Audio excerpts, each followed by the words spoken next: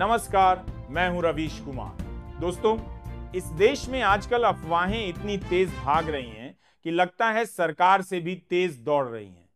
कहीं पर कोई YouTube चैनल कह रहा है कि अगले महीने आपकी सैलरी में इतना इजाफा होगा कि मोहल्ले का किराना वाला भी आपको उधार देना बंद कर देगा। कोई कह रहा है कि पेंशन इतनी बढ़ जाएगी कि आप रिटायर होकर भी करोड़पति बन जाएंगे, और फिर थंबनेल पर लाल पीले अक्षरों में लिख देते हैं बल्लेबाजी। लेकिन सच्चाई क्या है? चलिए उसी की परतें खोलते हैं, क्योंकि झूठ के शोर में सच की आवाज दब गई है। सबसे पहले आते हैं 8वें वेतन आयोग और डीए मर्जर के इस चर्चित किस्से पर। जनवरी 2025 में प्रेस वार्ता में अश्विनी वैष्णव ने जरूर कहा था कि 8वां वेतन आयोग आएगा। चुनावी माहौल था तो अनाउंसमेंट भी उसी अंदाज में हुआ। लेकिन दोस्तों, तब से अब तक 8 महीने बीत गए, न सर्कुलर आया, न आदेश, न कमेटी का गठन हुआ। मतलब फिलहाल ये मामला कागज से आगे नहीं बढ़ा है। सोचिए, सरकार ने अगर आज आदेश जारी भी कर दिया तो एक कमेटी बनेगी, सदस्य बैठेंगे, रिपोर्ट तैयार होगी। ये सब 1-2 दिन में नहीं बल्कि साल 1.5 साल में होगा, और तब जाकर जनवरी 2026 की बजाय जनवरी 2027 में आपके खाते में इसका असर दिख सकता है। हाँ, एरियर जरूर जनवरी 2026 से मिलेगा, लेकिन इंतजार लंबा होगा। अब बात डीए मर्जर की एक और अफवाह का अड्डा। आज डीए 58% हो चुका है और चैनल वाले कह रहे हैं 50% डीए मर्ज होगा और बाकी का अलग मिलेगा। सुनने में तो बहुत मीठा लगता है, लेकिन सच्चाई यह है कि 5वें वेतन आयोग के बाद से ऐसा कभी नहीं हुआ। 6वें और 7वें में डीए मर्जर नहीं हुआ था, तो अब कैसे हो जाएगा?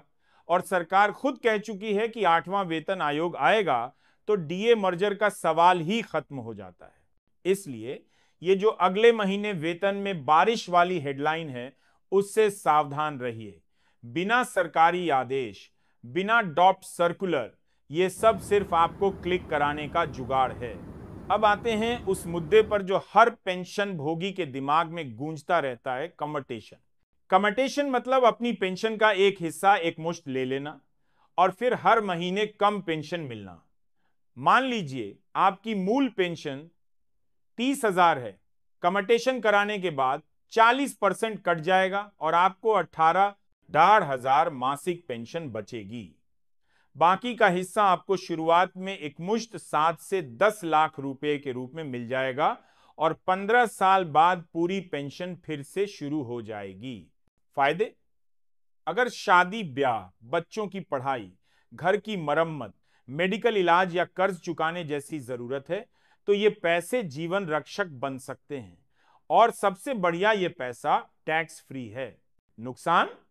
कम पेंशन मिलने से आने वाले सालों में दिक्कत हो सकती है, खासकर अगर आपका कोई और आय स्रोत नहीं है या निवेश की समझ नहीं है।